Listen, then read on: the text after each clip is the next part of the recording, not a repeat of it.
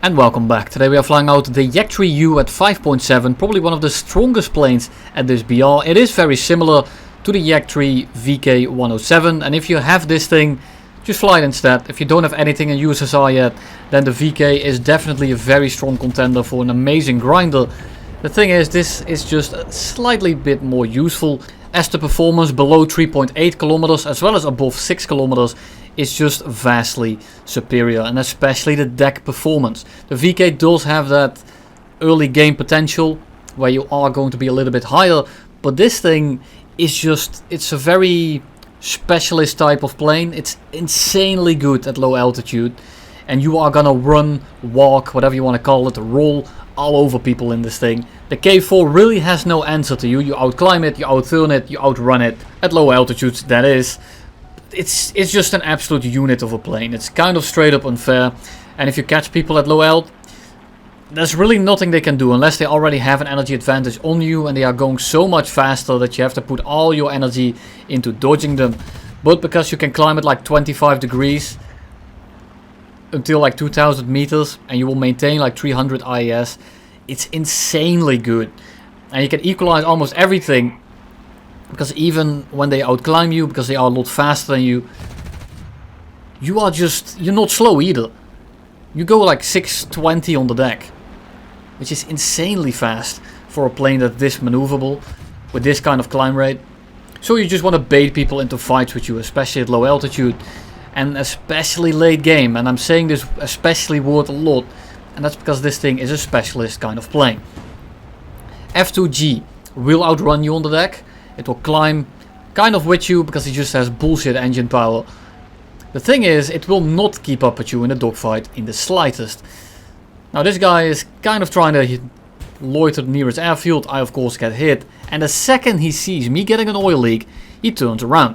And that's because this guy is an absolute omega rat. See what I did there? So for now I'm just going to be running away for a little bit. I want to give him the impression that I want to RTB, that I want to run away, and I want him to chase me. Because if he does so, I'm gonna absolutely shove his own dick in his ass. We dodge his 50 cal spray. Look at that range, kind of insane. But the speed this thing picks up and the lack of speed that this thing bleeds in turns is ridiculous. Now the rip speed is a little bit of an issue, as it is still a Yak, but it's manageable because everything else is just so damn good.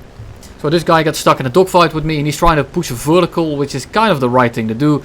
Except it's not going to work because I turn 3 times as well as he does. So he stalls out, flies right in our guns, and we just click him out of the air.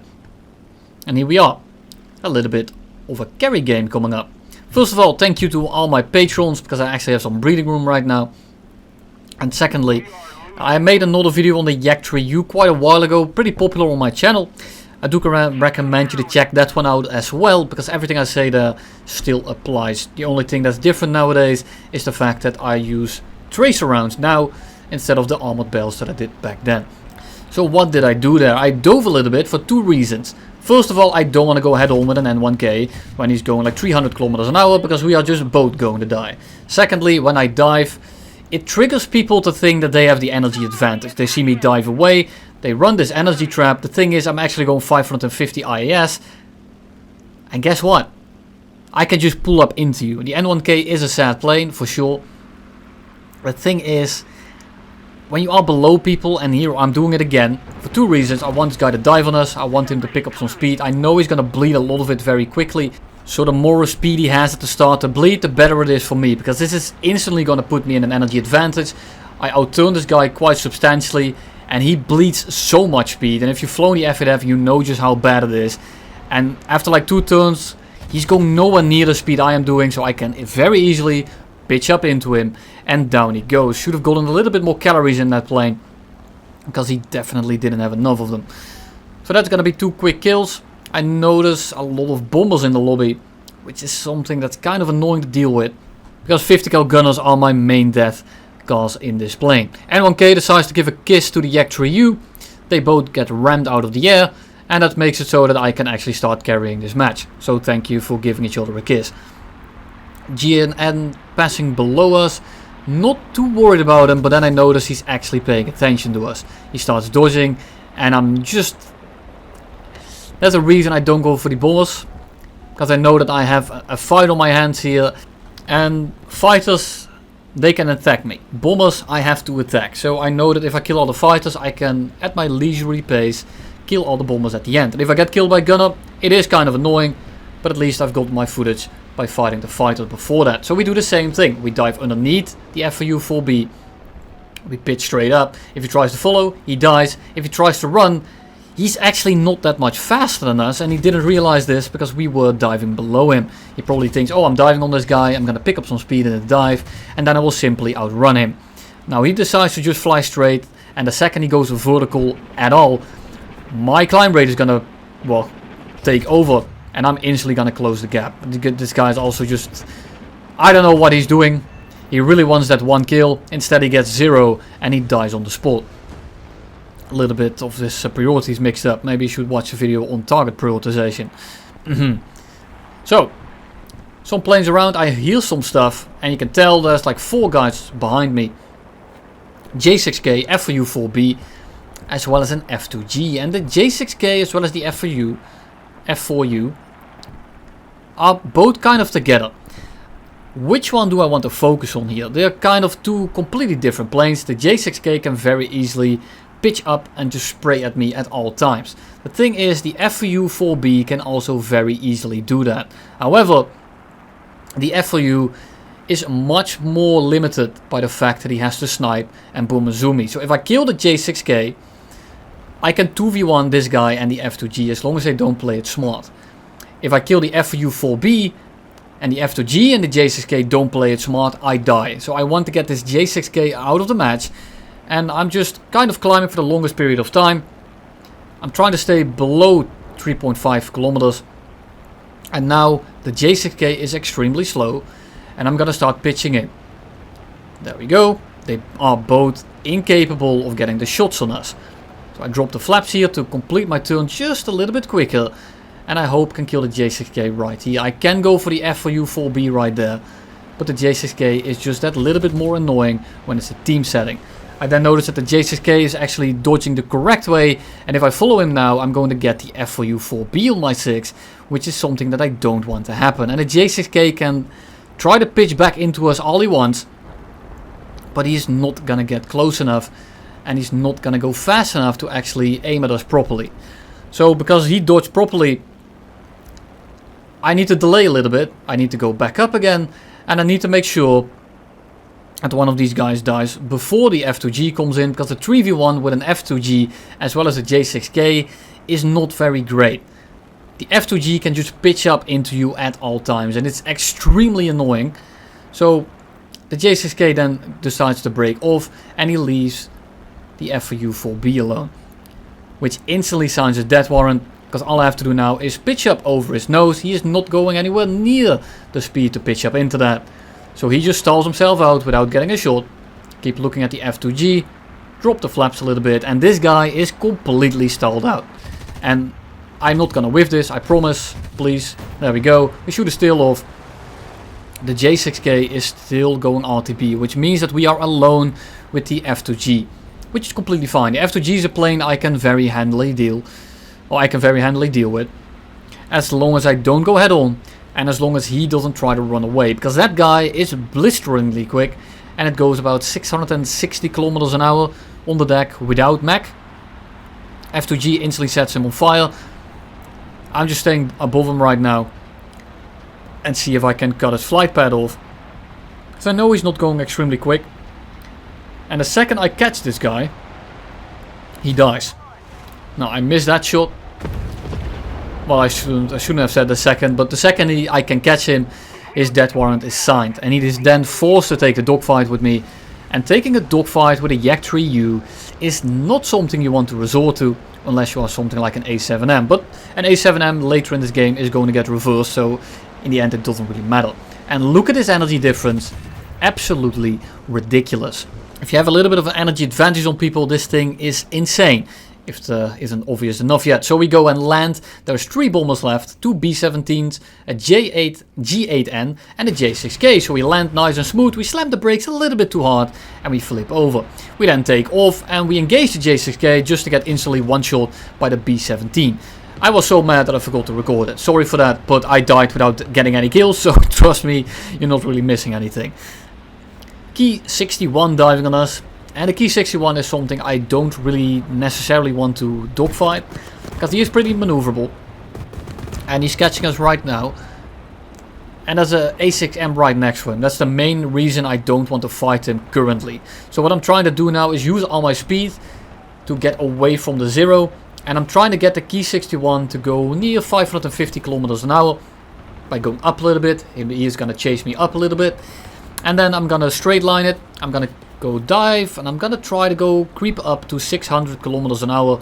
While also maintaining awareness and trying to dodge his guns. And you can tell that I am instantly outrunning this guy the second we went up at all.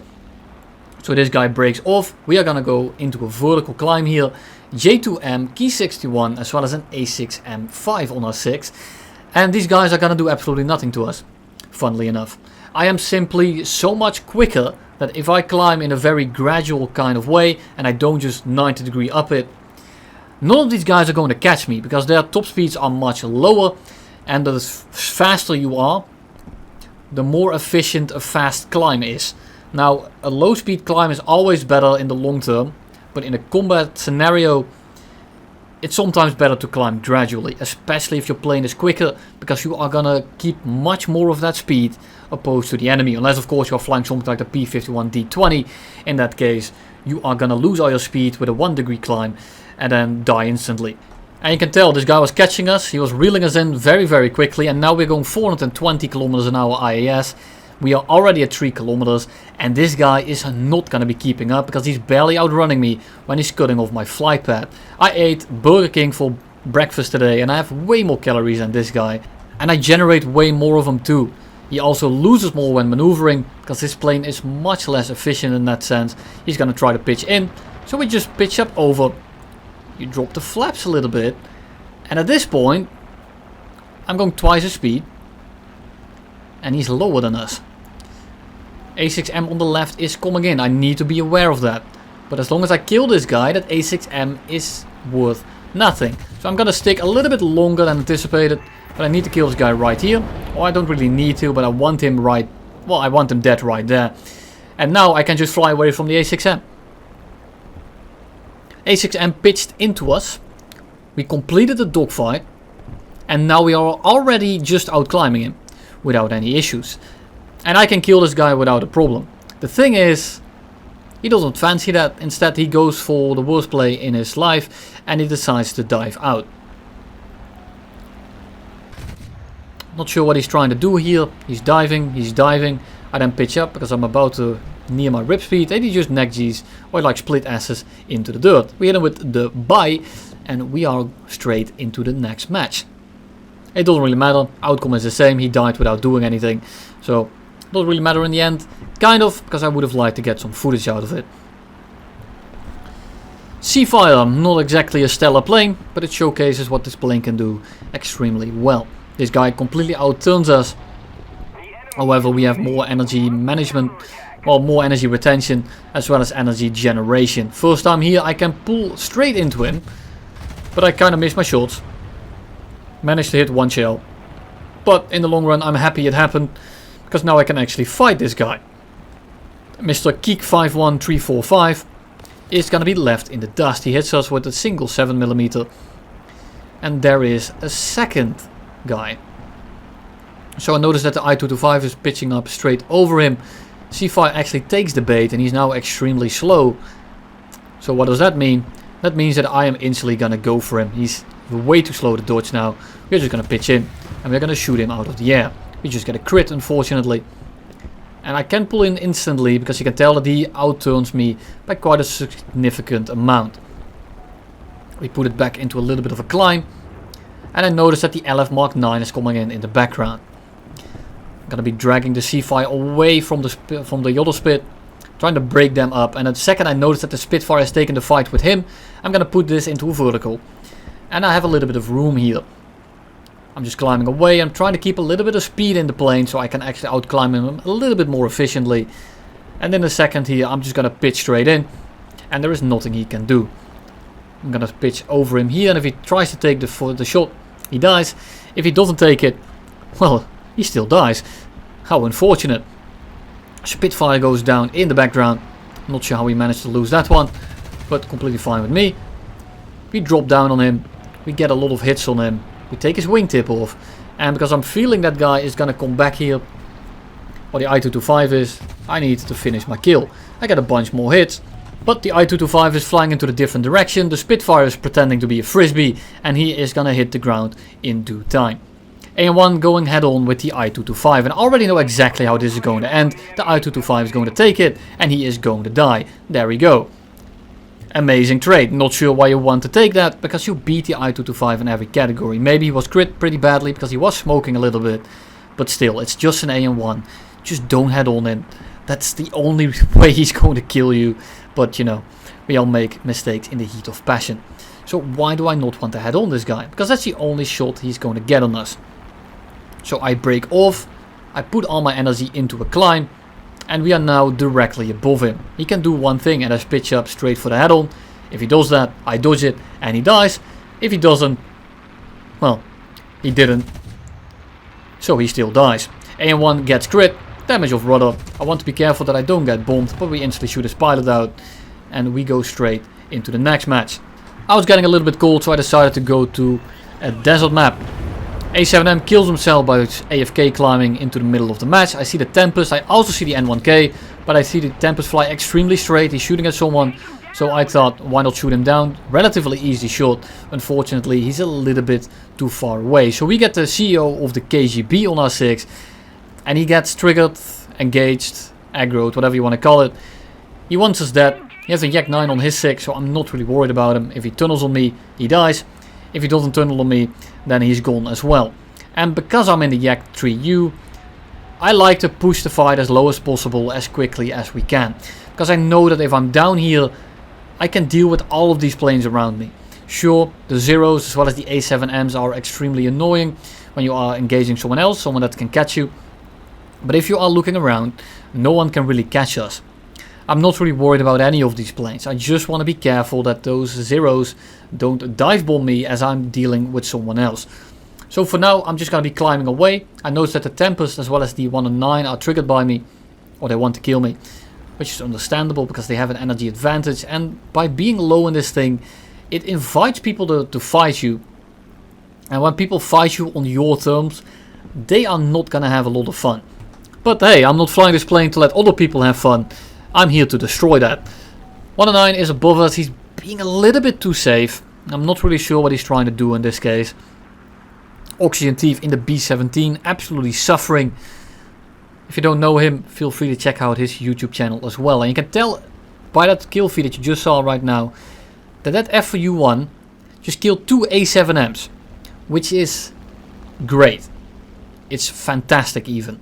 Because those are planes I do not really want to deal with. They're not really that much of an issue. But considering my team is very much down on players, the A7M is one of those planes that can kind of cancel you. So it's something you don't really want to deal with when you have to carry. And when those planes are gone, it becomes a lot more flyable. Oxygen Thief gets engaged by the two 109s. And this gives me a little bit of breathing room to start engaging these other guys next to my friendly Yak-3U. Because us together can 100% surely clean up this match. And I noticed that he's dogfighting an A6M. And that's a fight he can definitely win. Because the A6M is extremely sad. But the Yak-3U has to play it well, because it's a fight you can very easily mess up. So I want to save this guy so that the Yak-3U can get his speed back up, because the 109 behind me is otherwise going to clean up my friend. So instead I'm going to clean up his friend. My Yak-3U can then pick his speed back up, and we are both going to survive. Oxy then cleans up the other 109 at altitude. Absolutely critical. Thank you very much. And the other 109 is going to chase me down, which is a good thing.